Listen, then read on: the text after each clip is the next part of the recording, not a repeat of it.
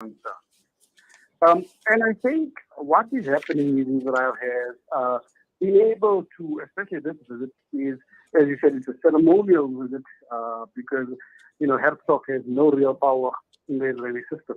It's a ceremonial position. The bigger visit to the UAE was actually Naftali Bennett visiting in December. But what is happening with this visit is, there's currently negotiations on Iran's nuclear program that's happening in Vienna. And the UAE, has become a lot more circumspect in how it opposes Iran. So it's actually, restarted some trade. Foreign minister visited Iran last year, especially because the UAE borders Iran and is very wary of Iran.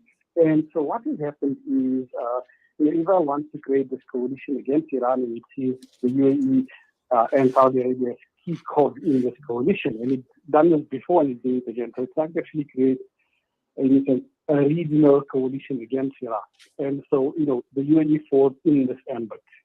So that's the one issue. The second issue on that same topic is the Houthis in Yemen. The UAE backed American forces last year went into places like Shibwa and Marib.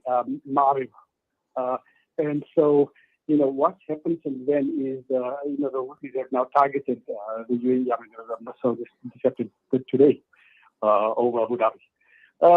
And Israel wants to, dangle that security cooperation again, even though there already is, to try and actually move the UAE back onto its side to actually, create this coalition against Iran. So that's the two big factors regionally.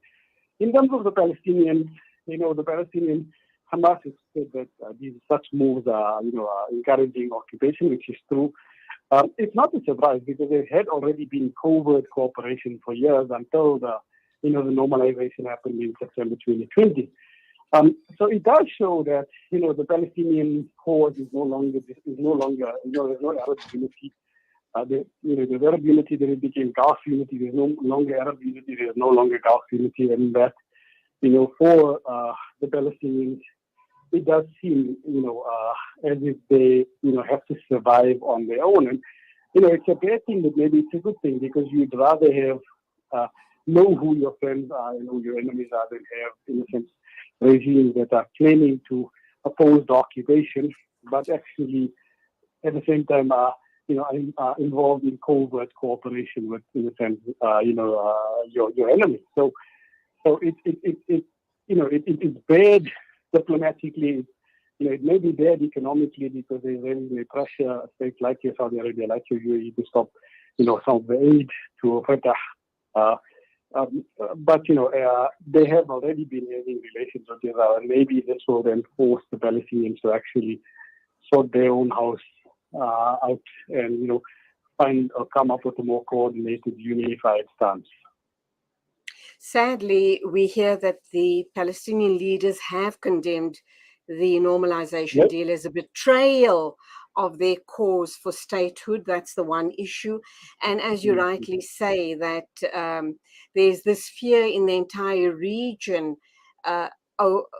of Iran and obviously their nuclear program. I hear nothing. Can you hear nothing? Okay, Ebrahim, please stand by. Let us see if we can sort out this issue. It is exactly 8:46 a.m. and we are having a technical issue.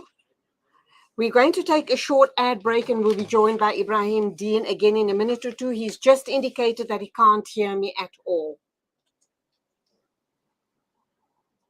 As some look forward to the blessings and beauty of winter, the less fortunate in South Africa are preparing for the harsh realities that this season may bring. Africa Muslims agencies on the ground distributing blankets, clothing and other essentials to thousands across the country. Sponsor a winter warm pack for 280 rand. Call Africa Muslims Agency now on 011 834 8685. Spread warmth this winter with Africa Muslims Agency. Loud and clearly now. World-class financial services only at Sapphire Global, your financial partner. If you are looking for Islamic Sharia and ethical financial products, look no further. Sapphire Global offers a wide range of financial service offerings from short-term to life and investments. A full-service center with all financial requirements under one brand. Our highly skilled and experienced consultants are ready to help protect your financial future. Contact us on 041 001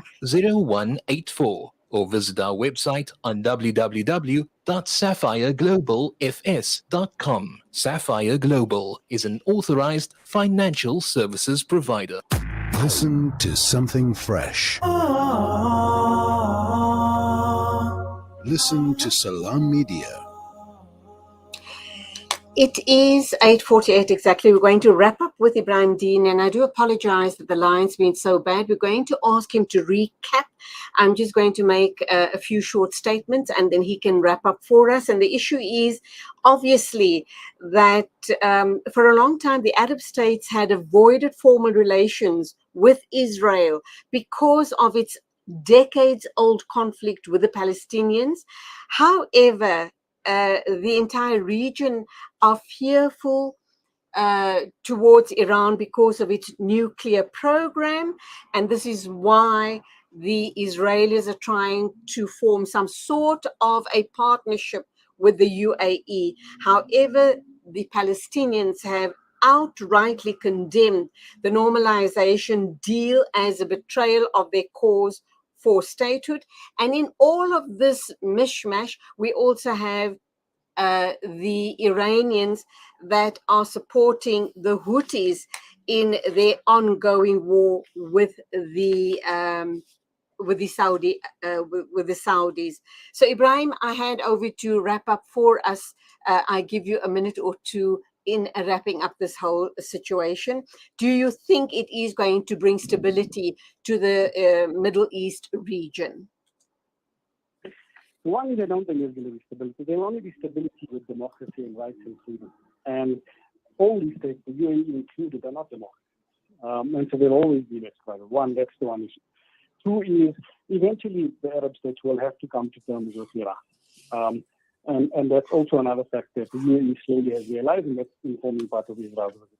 And I think three, for brevity, the UAE and Israel, in terms of foreign policy reasons, actually are very close. They both support, powers in proxy powers in other countries. The UAE is supporting the Iraq forces in southern Yemen, which are trying to create their own state. So, in terms of the UAE and Israel, they seem to have a lot of commonality, and that, is a reason informing their relationship more than anything. And that is the wailing thing that we need to be concerned about regionally. That it's many of the leaders, many of these countries actually, are not democracies themselves, are monarchs themselves. And, for the region to actually revitalize, be rehabilitated, it needs to be popular, legitimacy and popular democracy. And in that case, all these autocracies in Israel are in the same boat. Would you say it's a sad day for the Muslim world, for these two parties having met and forming a relationship? Not really. It's just a recognition of what has already been happening.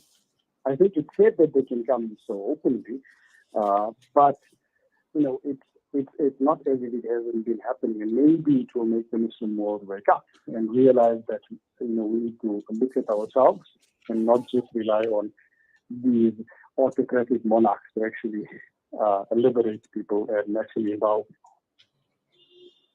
Ebrahim Deen, Senior Researcher at AMEC, shukran very much for your insights on this matter. Till the next time, as always, Assalamu alaikum to you.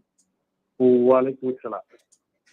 8:52 exactly, news and views right here on Salam Media. They say breakfast is the most important meal of the day, yet many children go to school hungry because of poverty. Penny Appeal's Breakfast Club aim to get a more hearty meal to underprivileged children so they can spend the day prospering in their schoolwork.